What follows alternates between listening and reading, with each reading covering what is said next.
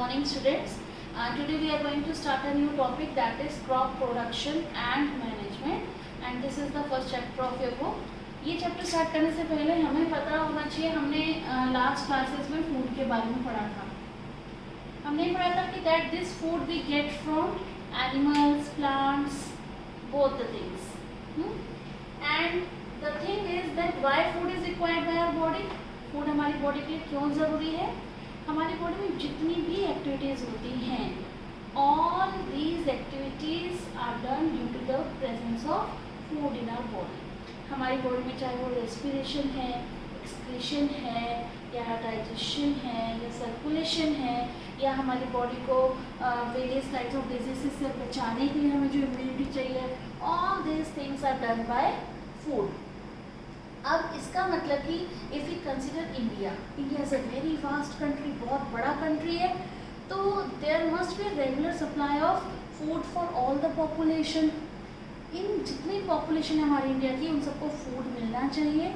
हम जो food grow कर रहे हैं वो किस ढंग से मैनेज हो और वो किस ढंग से सभी लोगों को ईजिली डिस्ट्रीब्यूट हो जाए. All this things we are going to read in this chapter. तो चलिए स्टार्ट करते हैं. सबसे पहले हमें पता होना चाहिए व्हाट इज क्रॉप. क्रॉप क्या है. क्रॉप ऐसी प्रैक्टिस है और ऐसी चीज़ है जिसमें कि हम एक ही पीस ऑफ लैंड में बहुत लार्ज स्केल में एक ही तरीके के प्लांट्स को उगाते हैं. So what is crop.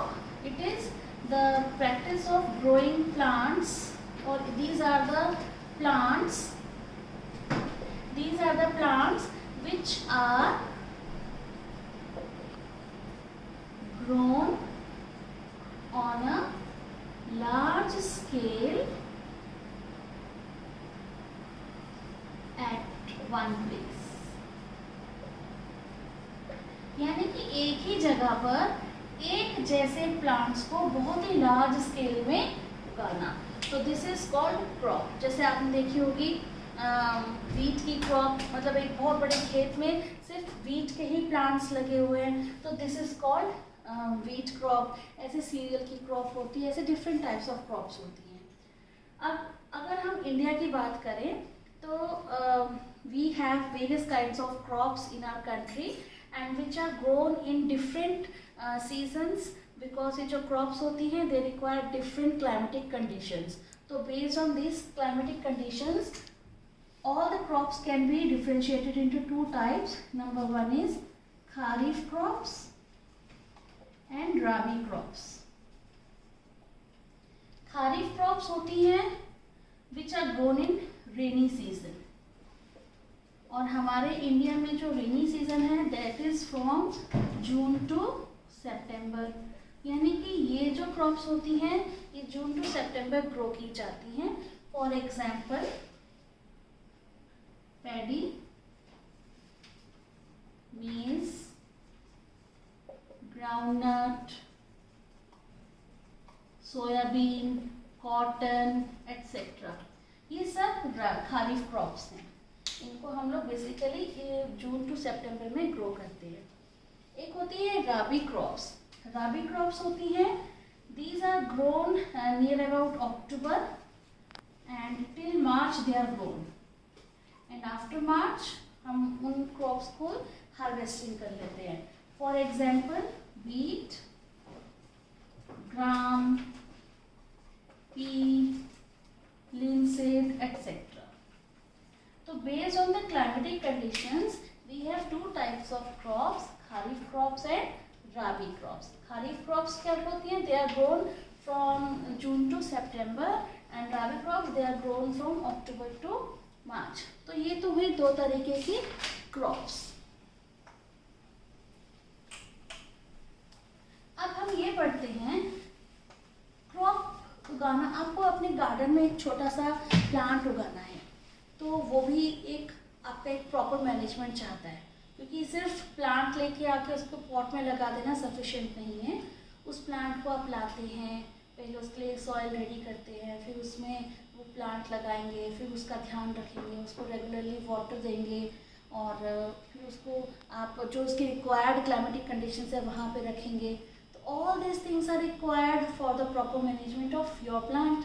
तो सिमिलरली, क्योंकि अभी हमने जाना कि क्रॉप क्या है, एक लार्ज स्केल में सेम तरीके के प्लांट्स को उगाना, तो उनका मैनेजमेंट, उनका proper management is also very very necessary. तो अगर हम बेसिकली सभी क्रॉप्स की बात करें तो there are certain agricultural practices which we should follow for the proper growth of the crops. और ये एग्रीकल्चरल प्रैक्टिसेस कौन सी हैं? Basically we divide all the agricultural practices into 7 or 8 steps. First step is preparation of soil. Preparation of soil. यानी कि किसी भी crop को लगाने के लिए हमें सबसे पहले सॉइल को तैयार करना है। ये सभी स्टेप्स हम 1 by 1 इस चैप्टर में पढ़ेंगे डिटेल में। Number second, first the soil is prepared, the second step is sowing of seeds. यानी कि हम कैसे उन सीड्स को हम लोग ग्रो कर सकते हैं, क्योंकि जब हमारी सॉइल तैयार हो जाएगी तो उसके बाद हमें उन सीड्स को लगाना है। सीड्स या सैपलिंग्स आप लिख सकते हैं। उसके बाद है एडिंग मैन्योर एंड फर्टिलाइजर्स। यानी कि एक बार जब वो प्लांट ग्रो होना शुरू हो गया तो हम उसमें मैन्योर और फर्टिलाइजर्स डालेंगे for the good growth of the plants. उसके बाद हमें साथ साथ इरिगेशन की भी ज़रूरत है। इरिगेशन मतलब प्लांट्स को पानी देना, ठीक है। और जब वो प्लांट्स बड़े हो रहे हैं तो उसके साथ साथ कुछ और प्लांट्स भी उगते आएंगे, तो we need a protection of our crop from those kinds of plants. उन प्लांट्स को कहते हैं weeds, which we will read in detail in this chapter. So next step is protection from weeds. Protection from weeds के बाद अगर हमारी एक बार weeds से हमारा प्रोटेक्ट हो गया, हमारी क्रॉप पक गई, उसके बाद नेक्स्ट स्टेप आता है हार्वेस्टिंग। हार्वेस्टिंग मतलब उसकी कटाई। और नेक्स्ट स्टेप आता है, एक बार हमारी क्रॉप हार्वेस्ट हो गई उसके बाद हमने उसको कैसे स्टोर करना है, क्योंकि अगर हमारी क्रॉप तो बहुत अच्छी हो गई लेकिन स्टोरेज स्टेप नहीं ठीक से हो पाया तो it will be very difficult for us to distribute this crop to the large population of any country. So these are the basic 7 steps of agricultural practices. Number 1 is preparation of soil, जिसमें कि हम soil को कैसे prepare करते हैं, what are the tools which we use for the preparation of soil, और ये क्यों किया जाता है, we will read it letter. Second है sowing of seeds या saplings.